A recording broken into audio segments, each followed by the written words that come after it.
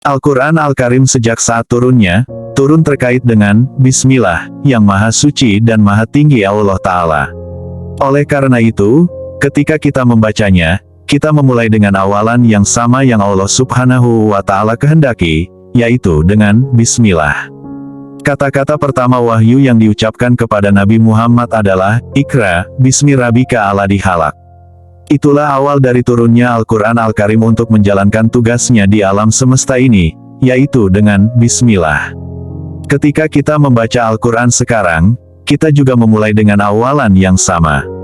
Ketika wahyu pertama kali datang kepada Nabi Muhammad, beliau berada di Gua Hira dan pertemuan pertama antara malaikat Jibril yang membawa wahyu Al-Quran dengan Rasulullah adalah dengan firman Allah yang Maha Benar, Maha Suci dan Maha Tinggi, Iqra. Iqra, mengharuskan manusia untuk menjadi pemelihara sesuatu yang dihafalnya atau memiliki sesuatu yang tertulis yang bisa dibacanya. Namun, Rasulullah bukanlah seorang yang menghafal sesuatu yang bisa dibacanya dan tidak ada buku di depannya yang bisa dibacanya.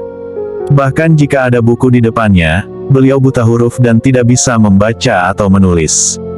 Ketika Jibril berkata, Iqra, Rasulullah menjawab, aku bukanlah seorang yang membaca. Rasulullah adalah orang yang masuk akal dengan kemampuannya. Ucapan ini diulang 3 kali. Jibril atas wahyu dari Allah Subhanahu wa Ta'ala berkata kepada Rasulullah, Iqra. Dan Rasulullah menjawab, aku bukanlah seorang yang membaca. Pihak-pihak yang berlawanan dengan Islam menjadikan poin ini sebagai argumen mereka, dan mereka berkata, bagaimana mungkin Allah berfirman kepada Rasul-Nya, Iqra, dan Rasul menjawab, aku bukanlah seorang yang membaca. Kami katakan bahwa Allah Subhanahu wa Ta'ala berbicara dengan kekuasaannya yang mampu mengatakan, kun fayakun, jadilah, maka terjadilah kepada sesuatu, sedangkan Rasulullah Shallallahu Alaihi Wasallam berbicara dengan sifat kemanusiaannya yang mengatakan bahwa dia tidak mampu membaca satu kata pun. Namun, kekuasaan Allah akan mengambil nabi yang tidak bisa membaca dan menulis ini untuk menjadikannya sebagai seorang pendidik bagi seluruh umat manusia hingga hari kiamat. Karena semua manusia diajari oleh manusia, tetapi Muhammad Shallallahu Alaihi Wasallam akan diajari oleh Allah Subhanahu wa Ta'ala, sehingga dia menjadi guru bagi para ulama besar umat manusia. Mereka akan memperoleh ilmu dan pengetahuan dari beliau.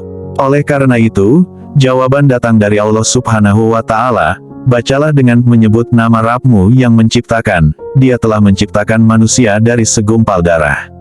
Surah Al-Alaq 1-2. Artinya, Allah Subhanahu wa Ta'ala yang menciptakan sesuatu dari ketiadaan akan membuatmu membaca kepada manusia apa yang tidak mampu dicapai oleh cendekiawan dunia dan peradaban dunia untuk menyamainya.